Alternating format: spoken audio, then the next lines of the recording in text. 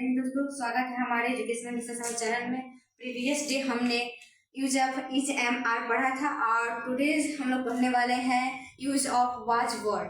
Watch और word का use कहाँ पे करते हैं, इसको हम आप सभी को बताने वाली हूँ। Use of watch word.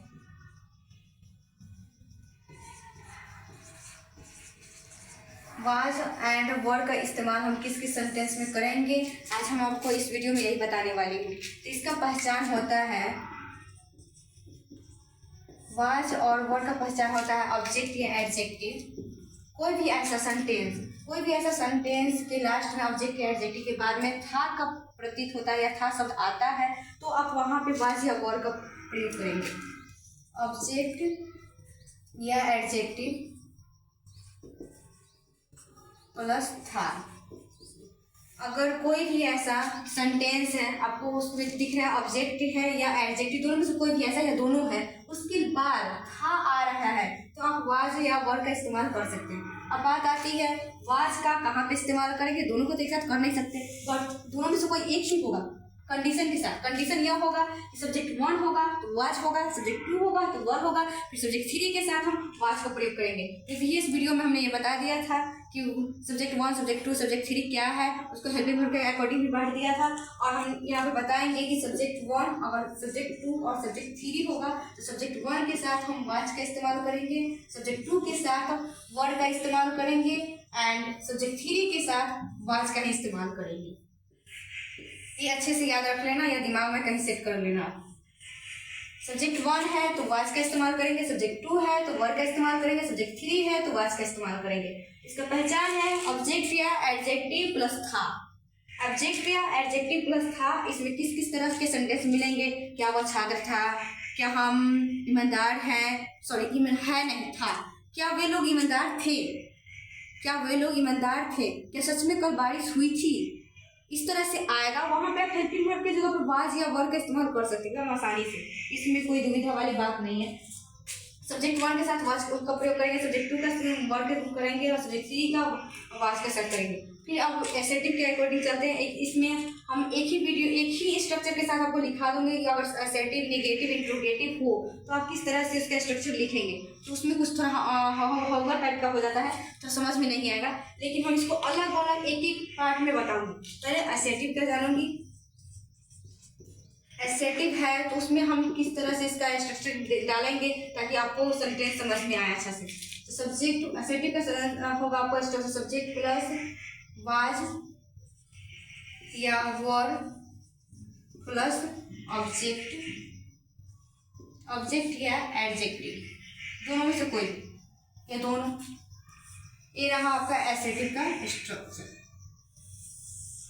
Subject, अगर सब्जेक्ट 1 है, सब्जेक्ट में कोई भी आ सकता है, सब्जेक्ट 1 या सब्जेक्ट 2 या सब्जेक्ट 3। सब्जेक्ट 1 है तो वाज का इस्तेमाल करें, सब्जेक्ट 2 है तो वर्ड का इस्तेमाल करें, अगर सब्जेक्ट 3 है तो वाज का इस्तेमाल करें।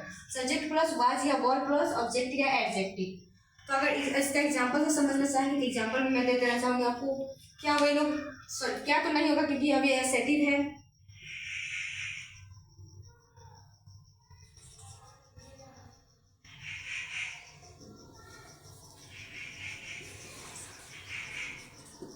मैं ईमानदार था, मैं ईमानदार था,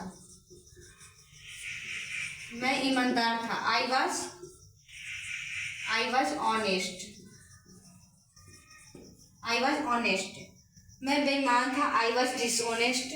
अगर सब्जेक्ट 2 है, सब्जेक्ट 2 के लिए आप दे सकते तुम ईमानदार थे, तुम ईमानदार थे।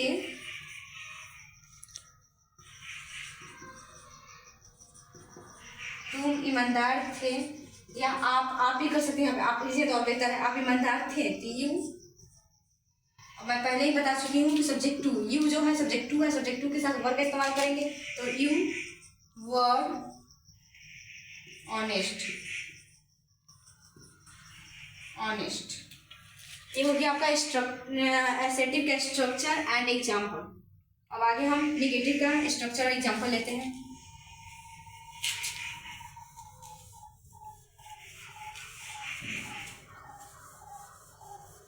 नेगेटिव,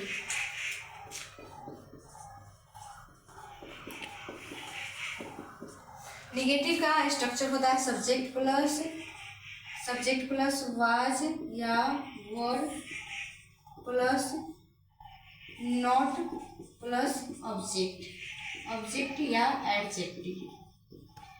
ये रहा आपका निगेटिव का स्ट्रक्चर।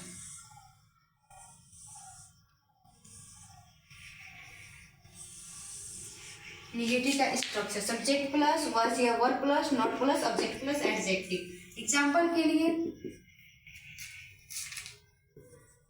आप ईमानदार नहीं थे, आप ईमानदार नहीं थे।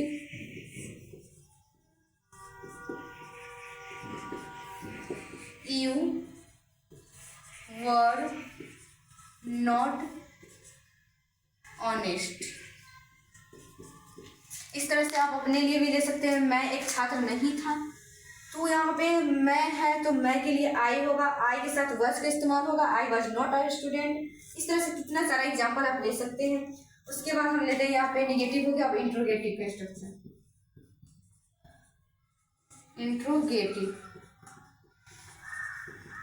इंट्रोगेटिव का होता है स्ट्रक्चर, बस हम पहले ही बता चुके हैं पहले वीडियो में। जो हेल्पिंग इंट्रोगेटिव कुछ नहीं, बस जो आप निगेटिव या सब्जेक्ट एडजेक्टिव में जो लगा रहे हैं वही हम इसी में करना है। बस आपको जो हेल्पिंग वर्ब है उसको निकाल कर बाहर कर देना है और सब्जेक्ट को अंदर कर देना है।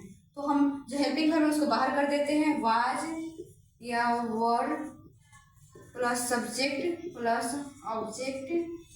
यहाँ पे हमने नॉट नहीं डाला क्योंकि निगेटिव इंट्रोगेटिव नहीं, सिर्फ इंट्रोगेटिव है, सिंपली इंट्रोगेटिव है यहाँ पे, इसीलिए हम यहाँ पे नॉट नहीं डालेंगे। जब निगेटिव इंट्रोगेटिव बताएंगे वहाँ पे हम नॉट डालेंगे। Was were subject plus object या एडजेक्टिव।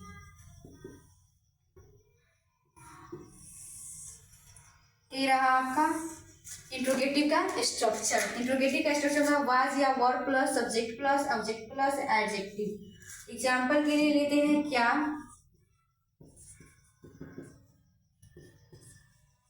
आप ईमानदार थे? क्या आप ईमानदार थे? इसको मतलब ये विश्वास नहीं हो रहा है कि आप ईमानदार थे। यहाँ पे बोला आप ईमानदार थे, आप नहीं ईमानदार थे, तो क्या आप ईमानदार थे सच में? तो हम यहाँ पे डालते हैं क्या, मतलब क्या किसको डालेंगे यहाँ पे? हेल्पिंग वर्ब को बाहर निकालेंगे। क्या है इसके लिए? तो आप है, आप यानी यू आपका इंग्लिश होता है यू, और यू के साथ हेल्पिंग वर्ब क्या लगता है? वर। तो वर यू ऑनेस्ट। ये रहा इंट्रोगेटिव का स्ट्रक्चर। निगेटिव इंट्रोगेटिव की तरफ बढ़ते हैं। Negative interrogative.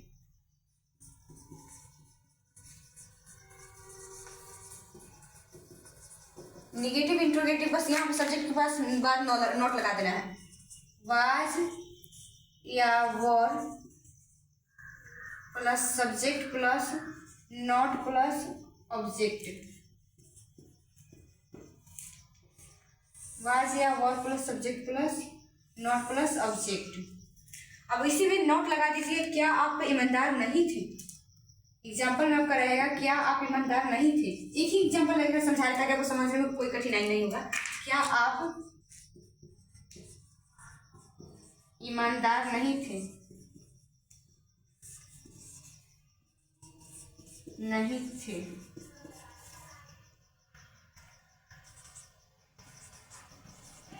Word you subject पास बस नोट लगा देना। यहाँ पे स्ट्रक्चर के अकॉर्डिंग चलिए, क्योंकि स्ट्रक्चर के अकॉर्डिंग चलिए कोई गलती नहीं होगा।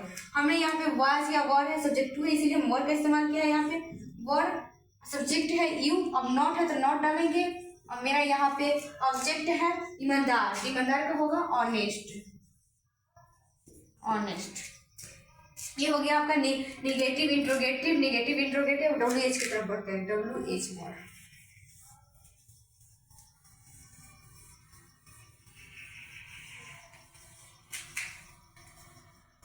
WH वर्ड, WH वर्ड का स्ट्रक्चर होता है WH से ही शुरू होगा ये। WH प्लस इसके जस्ट बाद हेल्पिंग वर्ब लगता है। WH के बाद हेल्पिंग वर्ब लगता है, हमेशा याद रखिएगा। WH प्लस वाज या were plus subject plus object. ये रहा पर WH वर्ड का स्ट्रक्चर। एग्जाम्पल से समझते हैं। एग्जाम्पल होगा, आप कैसे ईमानदार थे। आप ईमानदार तो थे लेकिन कैसे थे, यहाँ पर सवाल ये उठ रहा है, आप कैसे ईमानदार थे।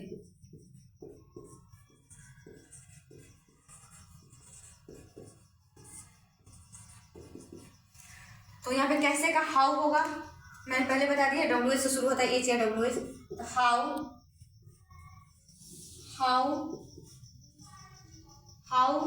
और यहाँ पे यू है, यू क्या होगा आपका helping word, how were you honest. ये आपका EVS खत्म हो गया। यूज ऑफ वाज वर्ड मैं फिर से एक बार पूरा रिफ्रेश कर देती हूँ, आपको रिमाइंड भी हो जाएगा ये सब।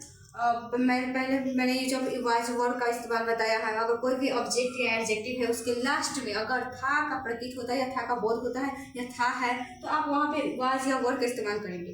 वाज वर्ड का इस्तेमाल तो करेंगे, लेकिन क्या दोनों को एक साथ करेंगे? नहीं। सब्जेक्ट 1 है तो वाज का इस्तेमाल कीजिए, सब्जेक्ट 2 है तो वर्ड का इस्तेमाल कीजिए, सब्जेक्ट 3 है तो फिर आपको वाज का इस्तेमाल करना है। कैटेगरी ऑफ सब्जेक्ट मैंने प्रीवियस वीडियो में बता दिया था और इस वीडियो में मैं आपको बस वहाँ पे इस्तेमाल कर देना है। फर्स्ट मैंने assertive, negative, interrogative and WH word बताया। इस तरह से आपका वीडियो खत्म होता है। Thank you.